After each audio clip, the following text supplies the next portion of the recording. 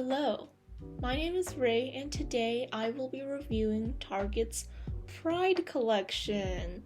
As we all know, Target kind of has a history of, let's just say, not making the best Pride merchandise. It's always just kind of like mildly ugly, but you know what? I am going to try to be open-minded and somewhat accepting today, so we will see how that goes. Hopefully they're at least donating some of the proceeds to, like LGBTQ organizations. So it says, in our 10th year supporting JLSN and its mission to create affirming, accessible, and anti-racist spaces for LGBTQIA+ students, we are making a $100,000 donation.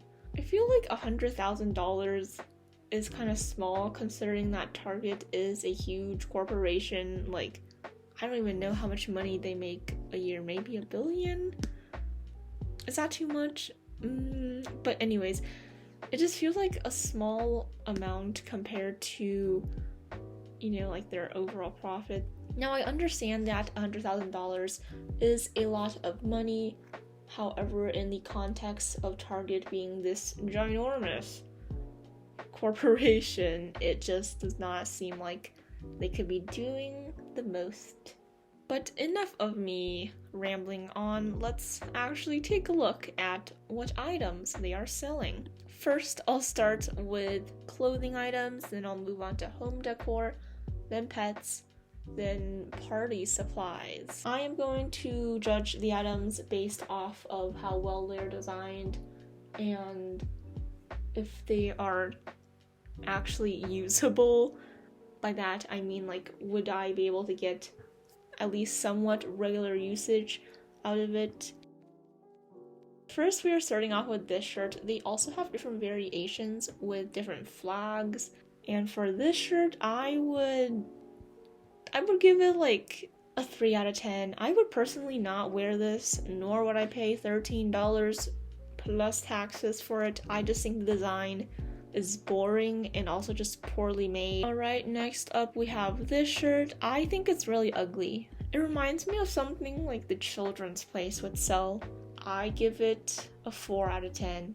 Next up, for an accessory to change things up, we have this little tote bag. I think this is pretty cute actually, and I would spend money on it. I mean, it's not a super loud design, but it's also not like super boring. It's kind of simple, but it's still cute, and plus tote bags are just great. You can put so much stuff in it. This one's pretty cute. I don't have anything bad to say about it, so I give it a 8 out of 10.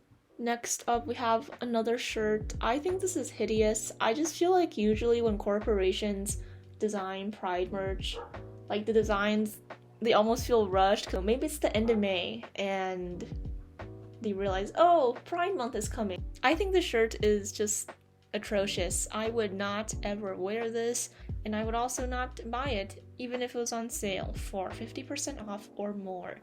I give it like a 1.5 out of 10, maybe even less, maybe like a 0.75 out of 10. Next up, we have a skirt, because I have been reviewing too many tops, and at first glance, my initial thought was that this skirt reminded me of a fruit roll-up combined with an oil spill. I give it a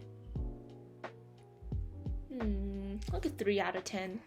This one I actually kind of like.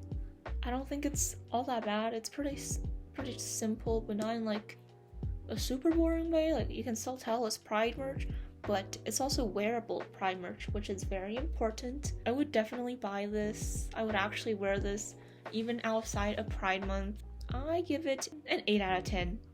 Alright, now we are moving on to home decor. We have this throw pillow. I think it is okay. It's okay. For $15, would I buy this? Probably not, but it's not super terribly designed, so I'll give this a 7 out of 10. Changing the genre of home decor, we have this doormat. I think the phrase is very much 2013 Tumblr, 2014. it's giving me Dan and Phil cat whisker vibes.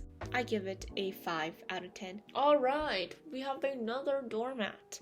I actually really do like this one. I think it's better than the previous one, and it doesn't have any cringy quotes on it, which is nice. I give this a 9 out of 10. I think that's the highest rating that I've given out so far. Last up, we have their party supplies. First in the party supply category, we have these rainbow kind of bear-like headband. Well, it's not really bear-like, it's just little rainbows, but it reminds me of bear ears, which I feel like is kind of cute. I give this like a 6 out of 10. I would definitely wear this if I am going to Pride. For the second party item, we have this rainbow hanging balloon. I don't know, the balloons kind of remind me of grapes. You know, it's not the cutest decoration I've seen, but I'll give it a 6 out of 10. And lastly, we have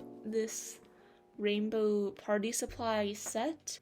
I feel like having like a circular opening in the middle of a plate isn't the most helpful because then all your food is gonna fall out. Overall, I give this a 6 out of 10. To conclude this video, overall, my opinions on Target's Pride collection were not too positive. I feel like they just could have done better. They could have asked what LGBTQ people wanted to see in a Pride collection, because I feel like it's important for a business to understand who they are marketing their goods to, obviously. I mean, that's literally like the point of trying to sell stuff, but I thought the collection was pretty disappointing.